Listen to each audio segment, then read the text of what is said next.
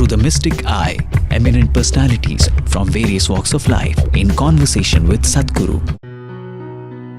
This week's episode features Justice Jasti Chalameswar in conversation with Sadhguru as they explore the pressing issue of corruption and reviving the national spirit in India. Mr. Chalameswar served as the additional judge of the High Court of Andhra Pradesh. In 2007, he became the Chief Justice of Guwahati High Court and was later transferred as the Chief Justice of Kerala High Court. In October 2011, he was elevated as a judge of the Supreme Court of India. I suppose so long as human beings being what they are and the society is what it is, there are certainly bound to be certain things which are right and certain conduct which is right, certain conduct which is not right. I don't think anybody would contribute to the proposition that corruption is right from any point of view. Let me tell you. Somebody who is sitting in a public office making money using his office. Let me tell you. Yep. See, you're calling it corruption. I have had the unfortunate privilege of sometimes moving closely with the people whom you consider corrupt, okay? All right. And you will be amazed. You will be amazed. And initially it was shocking to me, but when I really look through them, I see the reasoning. They don't think they're corrupt. I'll tell you. They don't think they're corrupt, they just say, everybody would do the same thing. I got the opportunity, they don't have the opportunity. So they're only complaining that they don't have the opportunity. So what is corruption, what is not corruption itself is not defined. I'm not trying to give an escape route for all these people who are doing horrible things to the nation. So the only thing that can fix this country in terms of corruption is, we need people who have a huge passion for this nation, okay? So right now, we need somebody who is capable and who has great passion for this nation. That is the only way, it is not all problems will be fixed. That is the only way we start moving towards a solution. Right now, we are heading for a big problem because what holds a nation together, everybody must understand. If you want to run a nation, whatever the nation, you must understand what is it that binds the people. There is some passion, because nation is just an idea. It is not a reality, let's understand this. Nation is just an idea. What is it that binds all the people as one nation? That idea and that passion has to be constantly strengthened. If you constantly keep weakening it and then try to hold the nation together, you will not succeed. This is the time. This generation of people have this responsibility that if we do not change the trajectory of this nation the way it's going right now, there will be no one India in another 50 years' time. It may not take 50 years. But how does this generation do it? See, how is not one aspect alone, there are many aspects to it. See, it's all right, people wear imported watches, imported clothes, but they shouldn't import their brains and hearts from somewhere else. It's very important and that is happening in the form of our education, in the way we're culturing ourselves. There is nothing wrong with anything that comes from outside the country. We must take the best that comes from everywhere from the world. That is the nature of any evolving, growing society.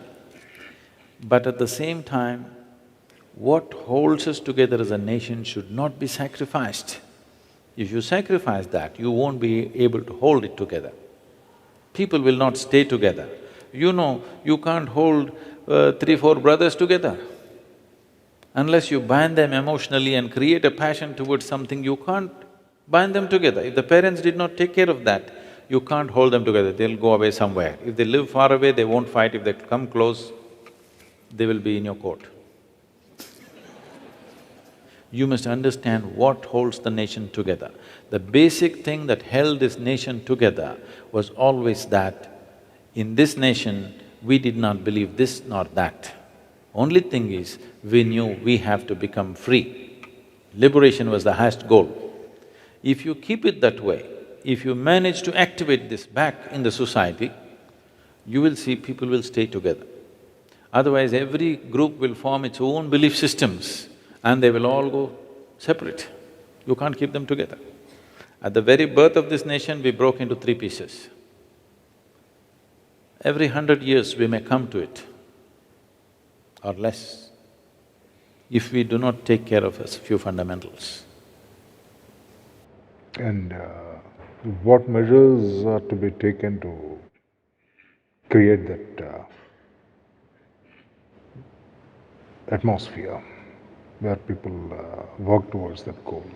It's best that what you're strong on, you build on that. You don't try to build an America, an United States of America and India, it's never going to work. You build an India in India, a strong, powerful India you can build.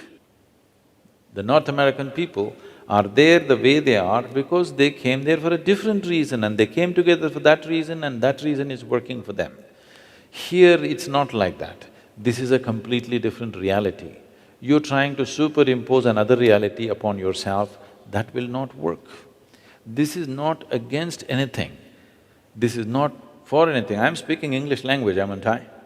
So I'm not against anything for that matter. But I'm for that which works, I'm against all those things which do not work. Why do you want to invest time and life and people's lives in things that do not work? We clearly know. From my experience of working with the village, being in the villages, I clearly know at least 50 to 55% of the people, their existence is like cattle, not like human beings, the quality of life, okay? They're somehow managing, so we think they're okay. So they're somehow managing, that is not life. After 60, 70 years, 2 generations of people, their lives are gone and if still we can't find basic solutions, that means we're doing something wrong, isn't it? And why do you think it didn't work for 67 years? What is your analysis or understanding of it? It's essentially because of this. We are trying to transform people from being Indian to being English. Do you understand? English language is the only thing we should have picked up because that's a passport to the world. I'm saying what we pick up, if you go shopping, what you pick up from a shop is by choice. If you pick up compulsively or you buy whatever they're selling, it's a stupid thing. So, the idea of Mahatma Gandhi and the rest of the clan fighting for freedom and getting the British out was so that we could choose what we want to do with our lives. We did not choose because we were lethargic or we were just overwhelmed or we were just… our idea of superiority was, misplaced. We somewhere thought anybody who conquers must be superior. We just try to implement that system as it is, including the judiciary, everything as it is. See, I'm not talking about traditional values. I'm not talking about India being an isolated nation doing its own thing. No. As I said earlier, if you go shopping, you must choose what you want. You must not take whatever the salesman is pushing on you. Something is 50% discount, so you don't buy it. You buy something that you need, isn't it? So even from the rest of the world, the same thing. You pick up what is going to be good for us. You don't pick up something that they're peddling to us. So what they don't need, they would like to peddle to you. You should have the sense not to take it in. You must take in what we need and what will work for us. English language works for us, or we picked it up. Maybe we didn't pick it up, it was thrust upon us, it doesn't matter, but somehow it worked out for us.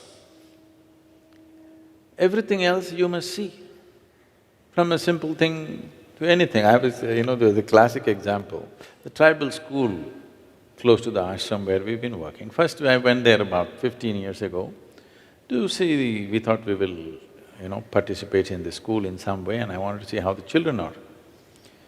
I went there and all these kids, there's just about 11, 12 kids in the school and they're all wearing ties. The ties are worn here, like a necklace, okay? Long string and tie here. So I said, first thing is, remove these damn ties. Why are these children hanging these ties here on their chest and walking around? This is not a necklace. But the kids don't know what's the difference. Something you have to wear like this, they know only this and they're wearing it. In Tamil Nadu, if you wear tie in the summer, it's as good as a nose, you know.